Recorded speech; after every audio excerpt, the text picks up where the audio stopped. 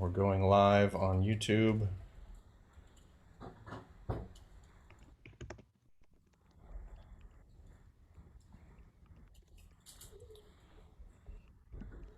Okay, and we're live on YouTube.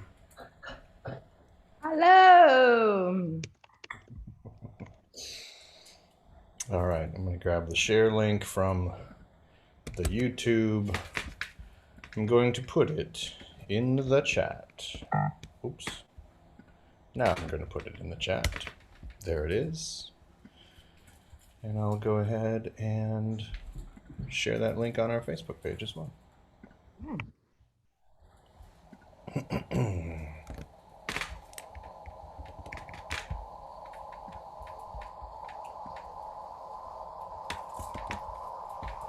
Great title, by the way. Yeah. Okay. And we're live.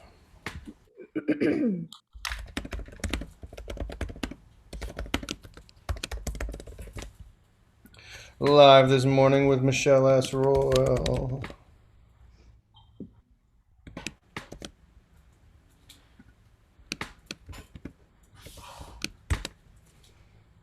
Okay, it's posted.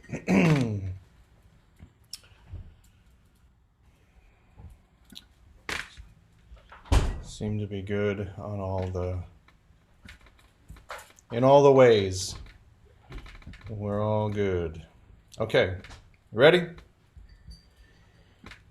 Yes, I'm ready. Okay, good morning, everybody. I'm here with Michelle Royal once again, having a cup of coffee and chilling out and talking about light topics. Light topics like masculine and feminine energies and the alpha and the omega and how control is not leadership. This is what happened last time we got on the call was we were talking about a dream I had and about the balance of that alpha omega, those drives or those principles in leadership and within teams or organizations or even within individuals, right? That individual harmony or balance that we always strive for, of the rigidity and flexibility, right?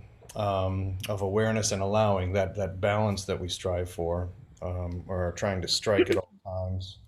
And we kind of just scratched the surface last time. We just kind of talked about what those energies were and what they might look like.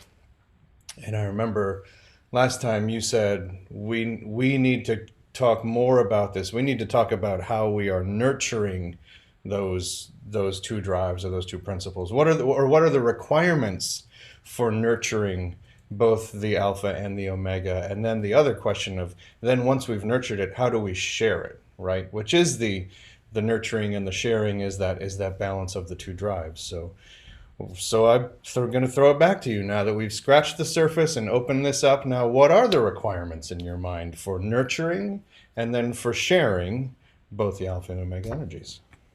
Yeah, so I was, thank you, Jordan.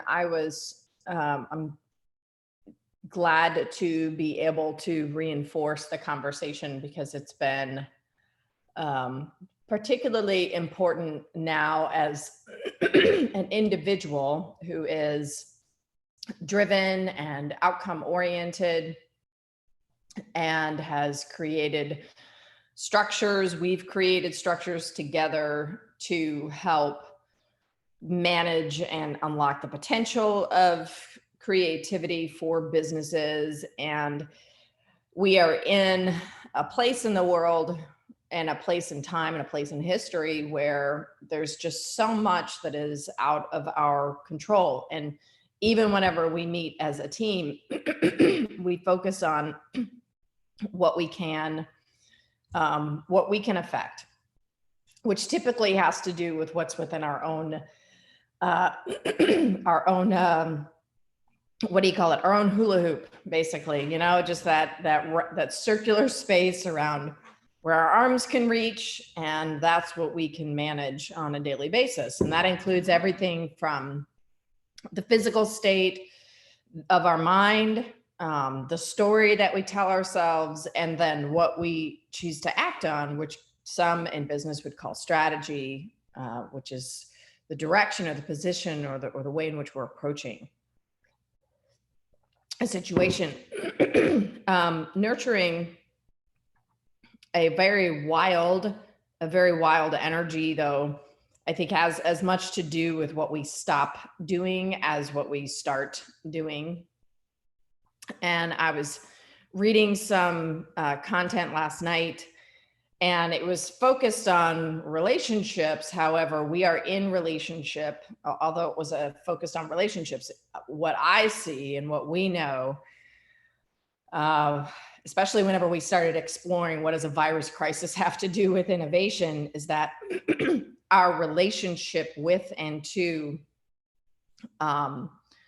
ideas and people, and ultimately money, or the structure, or the fuel that supports a business and the economy, have dramatically shifted and went on almost a complete stop. There's still there's just so much twirling, so much dynamics.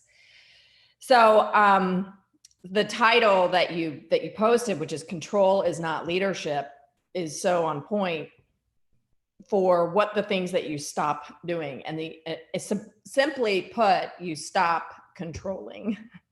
That's the thing that you stop doing. So to start nurturing, there has to be an intention to stop controlling. And here's the things that happen. First, you stop controlling other people.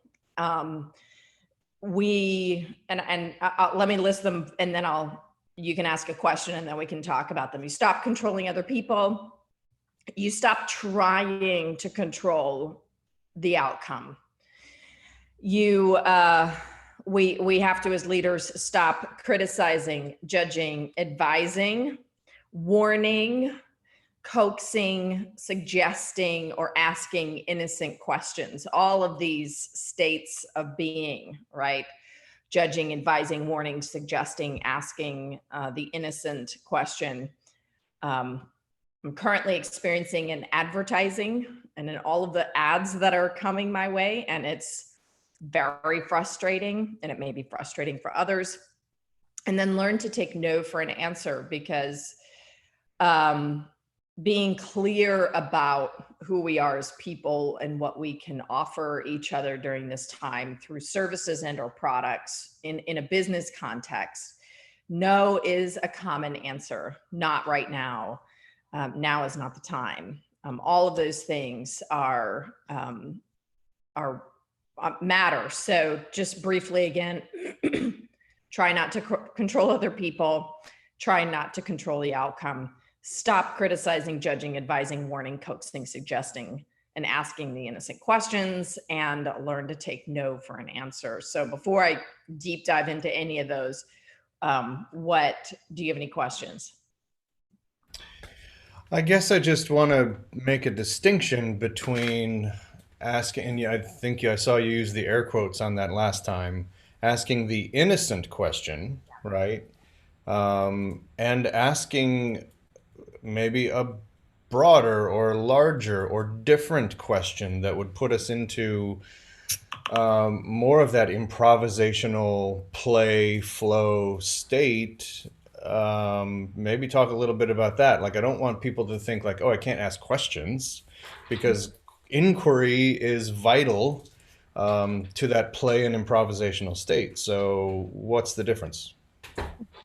The difference between an innocent question is one in which we're trying to manipulate an outcome by forcing a feeling in an individual, or an awareness in an individual, that gets them to move in the direction that, again, it's about control. It's about asking a question with an intended outcome. A friend of mine years ago said it's like facilitated manipulation. So an innocent question is one in which it is clearly manipulative because there's an outcome that you're looking for. So inquiry, genuine inquiry, like what you just did. What's the difference? Genuine inquiry means you're not attached to the outcome. You're really curious about what's happening.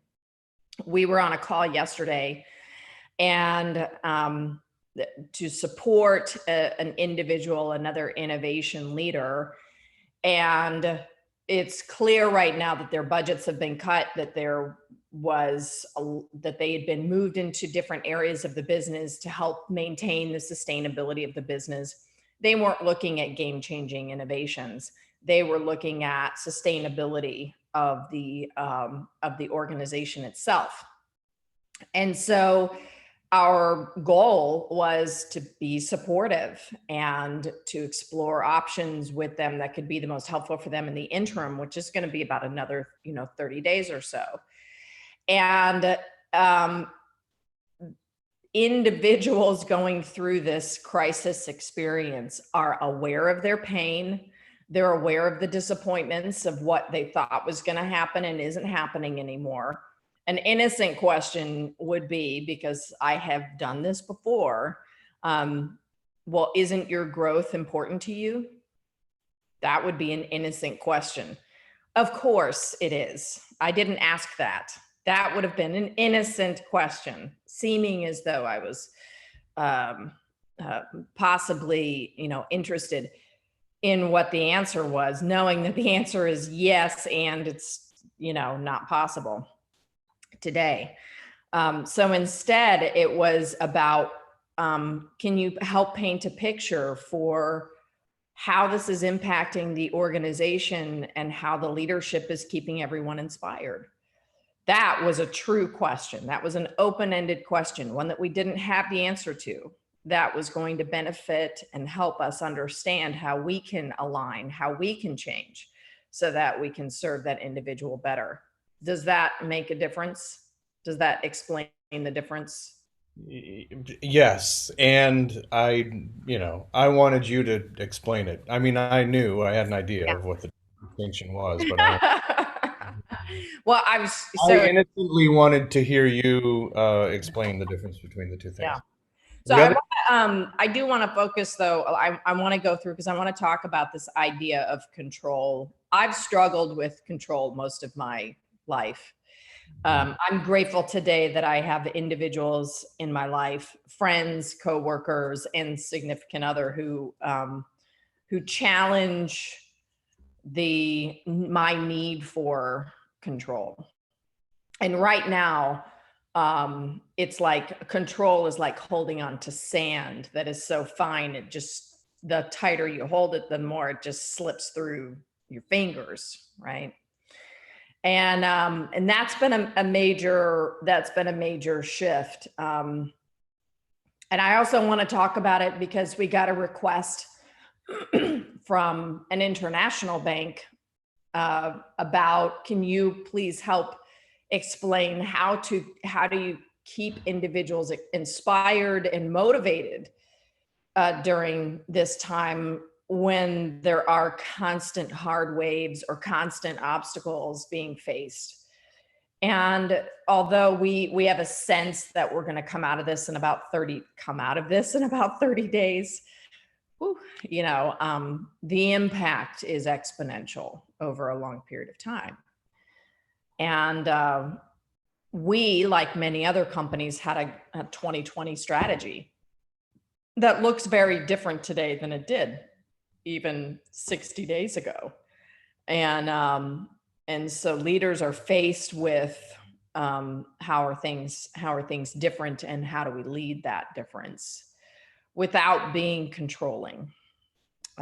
So I'd like to talk a little bit about that if you have a question around that.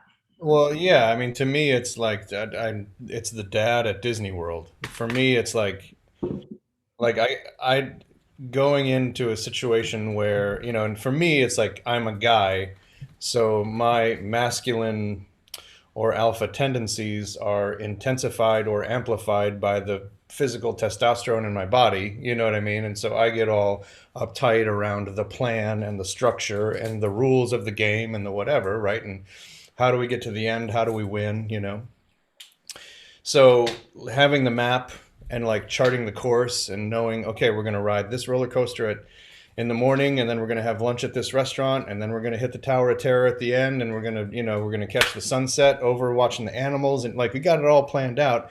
And then you get in the park, and then, oh, it's this thing over here, and it's this cotton candy over there, and it's the, oh, well, we got to get our ears we didn't plan to put our ears on and stand in line to get the ear, and all of a sudden the plan just goes away, right? So for me, it's we're all that dad at Disney World, like trying to figure out, like, well, we had a strategy, we had a plan, we were going to do this and then that, and then now what? We ran into some cotton candy along the way.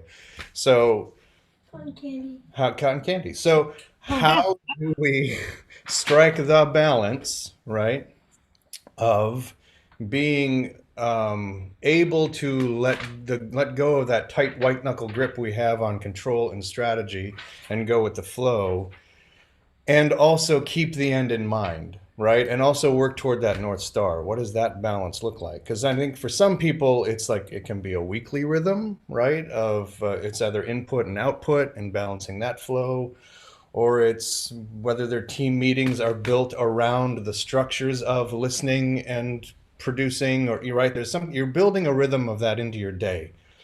For some people it's daily, for some people it's moment to moment, for some people it's monthly, for some people it's quarterly, right? So what does that rhythm or that balance look like, or can it look like for people?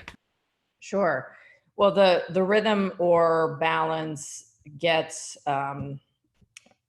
moved into, and you laid it out because you'd be a great person to do that.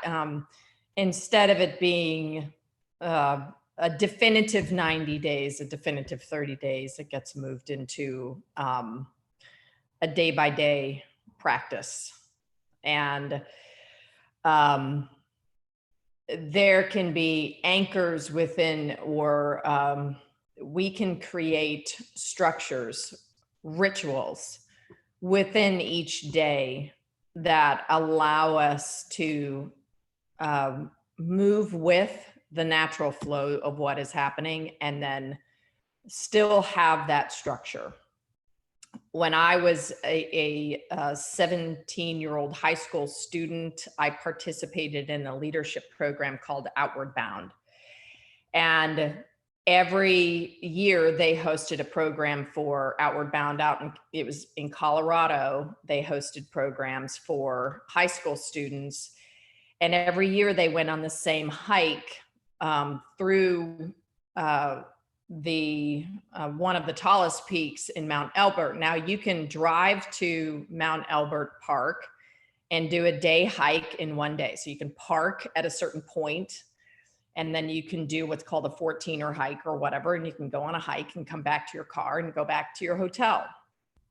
We did one of the hiking tours with backpacks that took 5 days, and where we were learning how to read a map.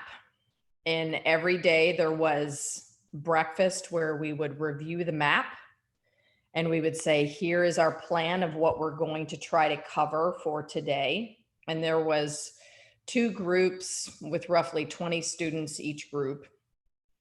And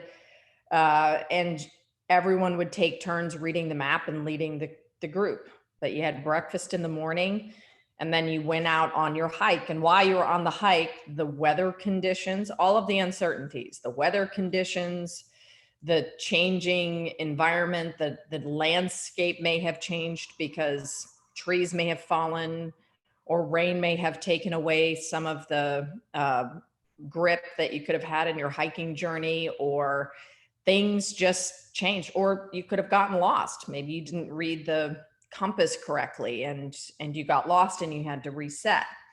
So the structures that we built ourselves around were breakfast, lunch, and dinner. And at dinner, it was making camp for the evening, convening dinner, resting for the day, and then packing up again. And so even though all of the unpredictabilities in that 8 to 10 hour hike were true unpredictabilities, you had the structures and the tools that you could use to navigate all of the changes that were going to happen. And that is very true to me, to what we're experiencing today. And then when I was 18, I started a spiritual program where I would gather with friends on a daily basis, and I could choose the time that I'd gather with these friends. I chose late in the day. And the saying was, life is what happens in between these meetings. So that was my one structure. I built I had an hour of day that of the day that I could depend upon, which was ritual based. That it wasn't a cult or anything, but anyway, that was ritual based. That I could count on what was going to happen. That I knew the structure. It had a beginning and an end. And then the other 23 hours of the day were a day that would happen as it was going to happen, and focusing in on that 24-hour period at a time. And so that is, it doesn't mean, because there's a lot of uncertainties, that there's no structure. The structure, however, becomes very ritualistic according to the day, according to living what it requires to live. And I think this is an opinion, but we may have moved into somewhat of a society in which there wasn't that solid structure. I have friends who have kids who talk about just the insanity of driving their kids to and from their practices, getting their kids to school, the extracurricular activities before and after, and their work life. And it felt manic and unmanageable.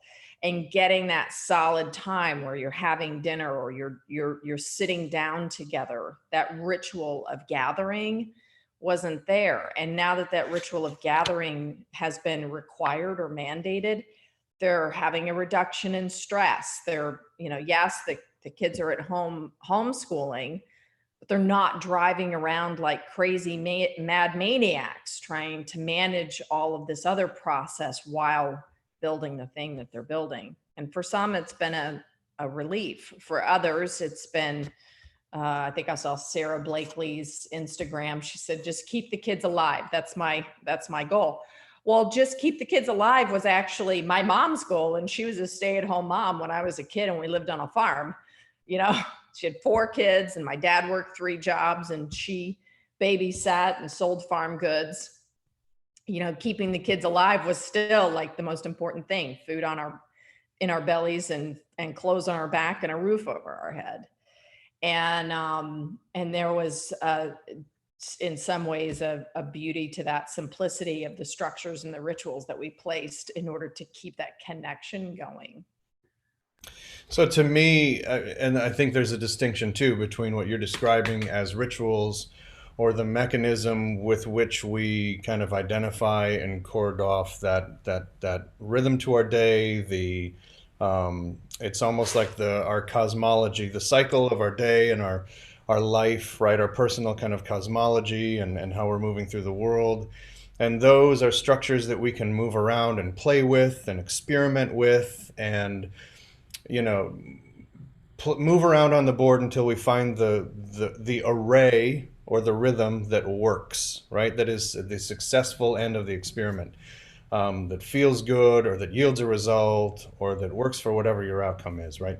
The distinction between that, the rhythm and the ritual and the personal cosmology, and what feels to me like a whole institution or structure or belief system that's being burned down every 2 days and being rebuilt. Like what I hear you saying is we can experiment with these things and look at the map every morning, and we can light a candle or drink a cup of tea while we look at our map and review it, and we can always change course. Every day we have an opportunity, a gift, right, to always change course.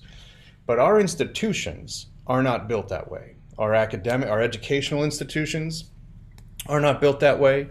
Our medical institutions are not built that way. Our religious institutions are not built that way. They are going to give you a program or a prescription or a curriculum, right, to run for a semester or a quarter or a year or a lifetime, right? And they're going to say, take 2 of these and, call me in 3 months and let me know how it goes. They're not going to check in on a daily ritual with you. Now, within religious models, there's rituals, but that's your personal mechanism. It's not the belief structure. And what I feel like let's take religion as an example.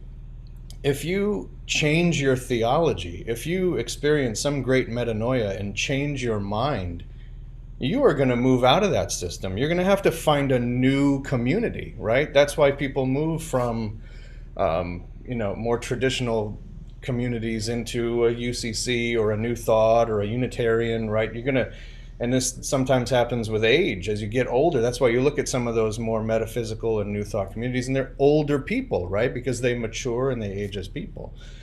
We don't have the churches don't give you an opportunity to look at the map every morning and decide whether you want to change your mind or not. Doctors don't give you an option to change your medication plan daily, right? And log, they're not tasking you with keeping a log of what's happening in your body. Educational system is not going to say, are you sure you're still, do you still want to be a lawyer or an accountant? They're not checking in with you every day and checking in with your North Star. They're going to assume that you've made a decision and you're committing to it. And it feels like we're in a time right now that we're burning that whole thing down every 3 days and having to build it up anew. So just the distinction between the ritual or the mechanism that we're personally responsible for and the systems that we've built. There's a rhythm to the systems too that is institutional, and that's, I think, what we're butting up against right now as a society. We are. So we have been part of the knowledge, what would be called the knowledge economy for, I mean, that is what our business is built on, is the sharing and activation of knowledge.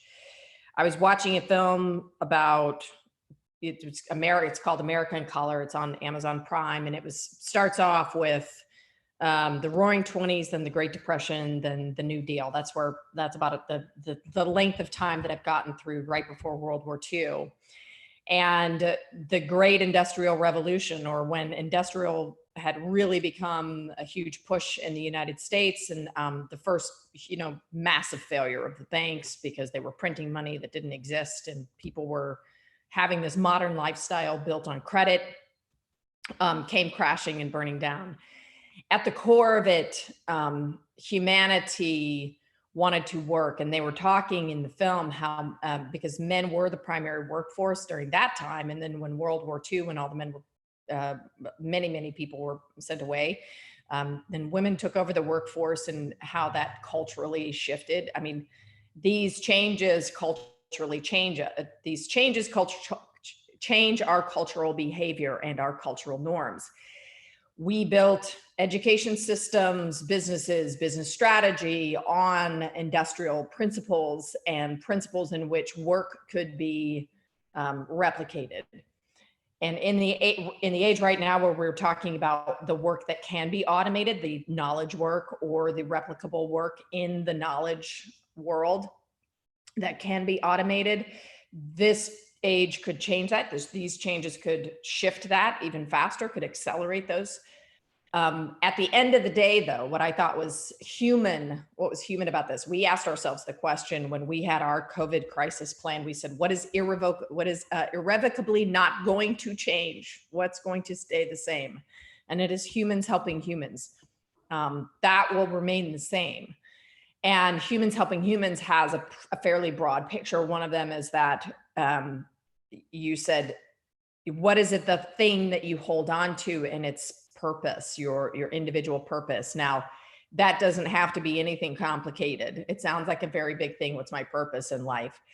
It can be to provide. It can be to provide for your family. It can be to provide for your community. It can be, from my perspective, mine has always been to express. So you have providing, which is more structured, feels more structured, and expression, which feels more just flowy.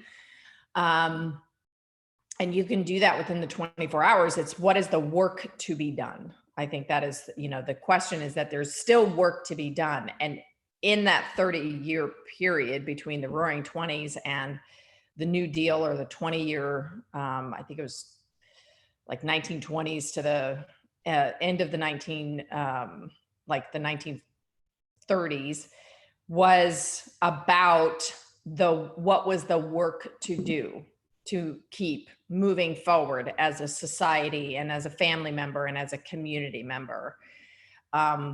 That's still a valid question. That can be the only question that helps fuel a purpose and therefore inspire individuals. That there is work to be done. And then it's about organizing that work, which is about a daily practice of let's look at what we can accomplish today without an eye on ultimately, without controlling the outcome, not having an eye on the outcome, but without controlling the outcome. Here's the work to be done without controlling the people, because everyone's dealing with so many different uncertainties.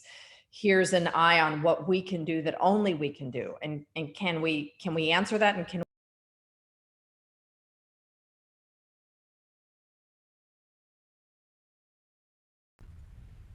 I lost your sound, Michelle. I don't know if you accidentally I muted. think I accidentally did press mute. Okay. um, uh, the just because we are not in an industrial economy per se doesn't mean that manufacturing is going to stop, or that we're going to stop creating new goods and services. The way in which we do that, or the method with which we do that, does. When the digital age came about, and there was the internet, and then websites and businesses online, and then totally new business models, especially those that emerged out of the Great Recession in 2008.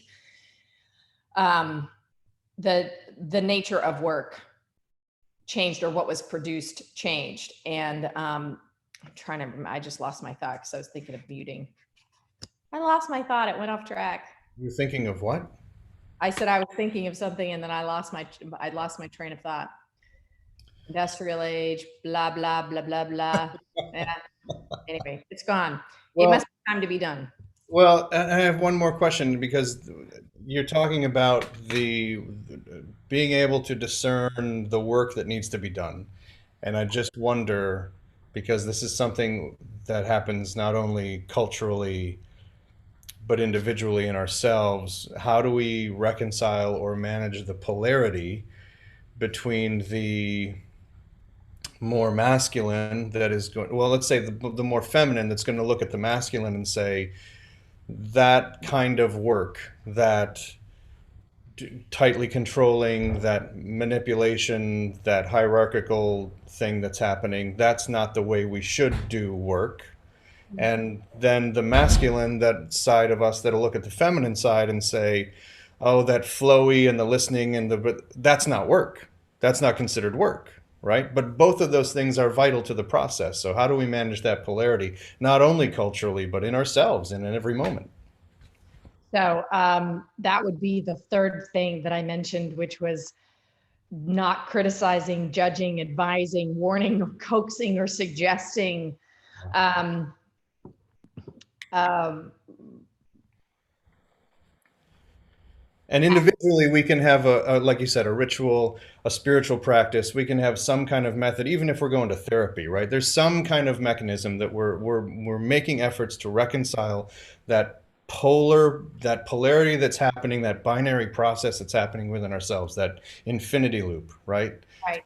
But organizationally, right? Like, do do organizations need a spiritual practice, and what does that look like, right? Like, what does the ritual look like for a business?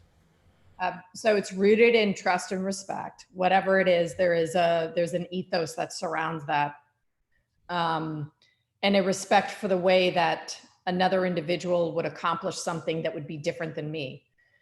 Um, when the name of the game for business is scalability and replicability, so because that's the, like, I just think of, like, my one thing this year is to scale my knowledge. Scaling my knowledge does not mean you, Joran, or anyone else is going to do exactly what I do the way I would do it. It means that you will learn what I have learned, and that you will you will actually create a new manifestation for it that's going to be helpful for even more people. And it's not controlling the way in which you interpret or um, uh, fulfill that scaling nature, which sounds very counterintuitive to replicability. Um, there's some basic principles in art that I learned, which is that when you are working on a show, for example, I was thinking of my senior thesis work that I did. And when you are creating a body of work. It's called a body of work. The majority of it does not get viewed to the world. Like the majority of it doesn't get translated to the world. The majority of it is prototyping and sketching and figuring things out. So you create this body of work, and what the world sees is the final version of that. There's an editing process, and yet creating a space or a ritual around crafting that body of work is really important. And you need both. So getting advice on the body of work so that you can then shift it or move it in a specific direction, or not a specific direction, but just move it in a completed direction. And there's always a structure of time. You have 3 weeks or 2 months or 1 day to complete something before it gets ready to reveal. And so sometimes the structures are not in individuals. They are like, right now we have a certain amount of time, with a certain amount of financial resources, people resources, all of those are structures. Whether or not, I mean, it's very abstract thinking about it, but they're just structures that you work within. And if the goal, for example, is to serve someone or to serve as many clients as possible, then you start asking questions about all the ways that you can do that, and you explore, you go into that divergent creative phase. And then you have structures or questions that you can ask that can get you to focus the efforts a little bit. I've been watching Keith he's been creating what do you call it? He's been creating a patio, and he's been working on it for 3-4 weeks now. And he said every day if he was a skilled tradesman, it probably could have been done in a week. But the problem solving process for him is what matters. And it's very purposeful. And every day there's something new, and he prepares the work for the next day before he goes into the next day. And then he's finding solutions all the time. His goal is to, and it all came about that he ended up finding some bricks in the neighborhood. A house was being torn down, and they had all these bricks. And so he started with the gathering of the bricks, which was very cool. It sounds like a really great ritual. It's a great ritual, and it's been very purposeful, and every day has been a full 8 hours, 8 hours of work. So I think that there's always work to be done. I don't know anything else to say other than there's always work to be done. Trust and respect that not everyone's going to accomplish the work in the same way that you would.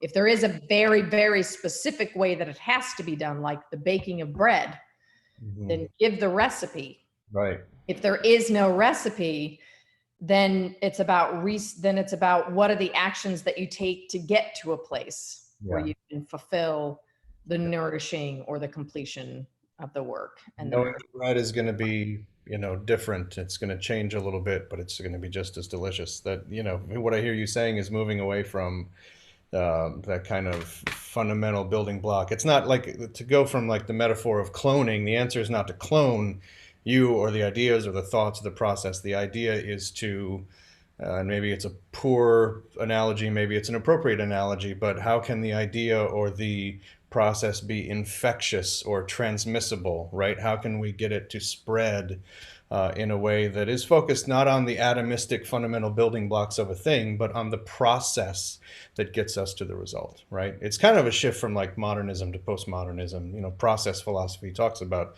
moving away from that atomistic belief into, belief in, consideration of the process. So what is the process that's scalable and that you can experiment with? We are out of time. okay. Thanks, Jorn. This has been a great part 2, and who knows, maybe there's going to be a part 3. I don't know. It feels like we're ramping up. I think there could be.